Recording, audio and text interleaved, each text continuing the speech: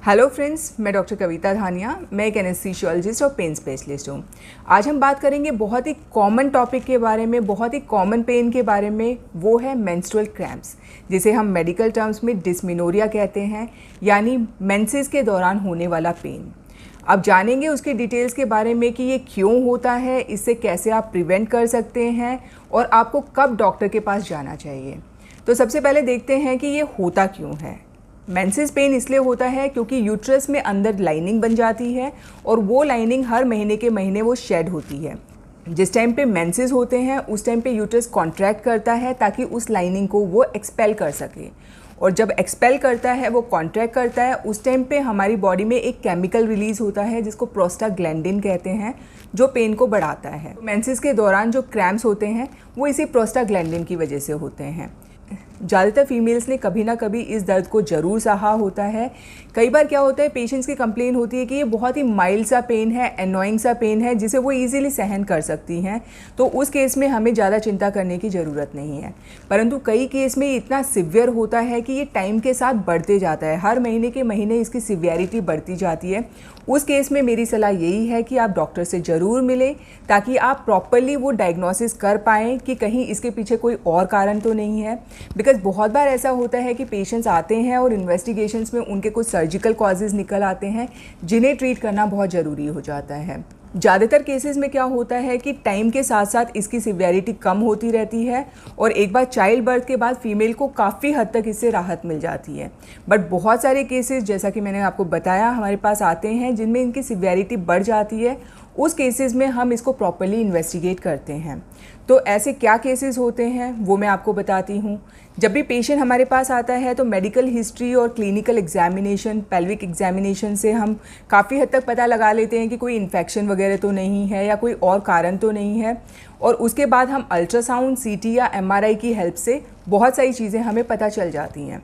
पर बहुत बार ऐसा होता है कि डायग्नोसिस नहीं बन पाता, तो उस केस में हम पेशेंट को डायग्नोस्टिक लेप्रोस्कोपी के लिए बोलते हैं, जिसमें एक दूरबीन पेट में डाल के हम सारे के सारे स्ट्रक्चर्स देखते हैं कि कहीं कोई सिस्ट तो नहीं है, कहीं कोई ग्रोथ तो नहीं है या कहीं कोई इन्फेक्शन वगैरह तो नहीं है। अब आते हैं इसके ट्रीटमेंट की तरफ। ट्रीटमेंट में जो over the counter pain killers मिलते हैं, यूजुअली उससे ये ट्रीट हो जाता है, बट फिर भी मैं हमेशा कहती हूँ कि उसको अपनी तरफ से मत लीजिए, सेल्फ मेडिकेशन से हमेशा बचिए। बिकॉज़ ये दवाइयाँ बहुत ईजिली हमें विदाउट प्रिस्क्रिप्शन मिल जाती हैं, परंतु लॉन्ग टर्म में अगर हमने यूज़ किया तो ये किडनी पे डैमेज कर सकती हैं, ये हमारे स्टमक में अल्सर्स कर सकती हैं, ब्लीडिंग कर सकती हैं।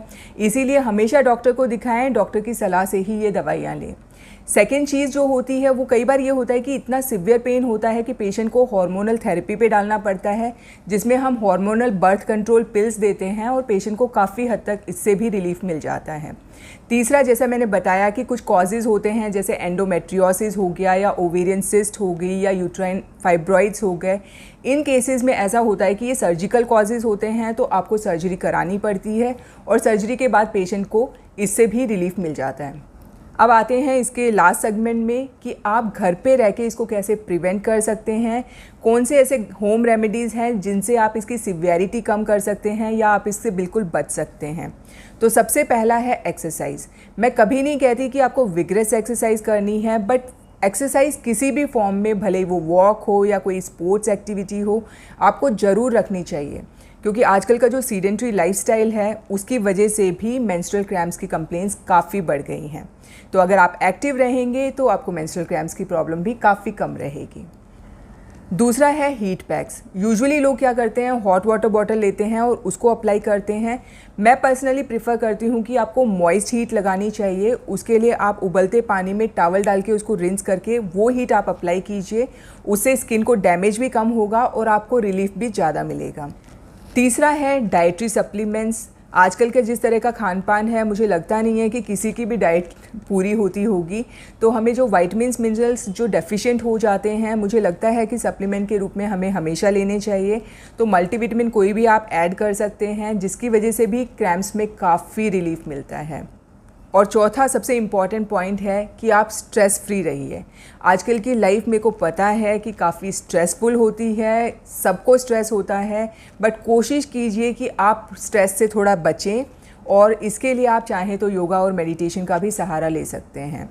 तो मेंस्ट्रुअल क्रैम्प्स नो डाउट बहुत कॉमन कंडीशन है, बट मेरे को लगता है कि अगर ये आपको बहुत सिवियर होती है तो आप टाइमली डॉक्टर की सलाह ज़रूर लें, बिकॉज जो मैंने सर्जिकल कॉजेज़ बताए हैं जैसे एंडोमेट्रियोसिस या यूट्राइन फाइब्रॉइड या ओवेरियन सिस्ट वगैरह, इन सब की वजह से ये हो सकता है कि आगे चल के आपको इनफर्टिलिटी फेस करनी पड़े।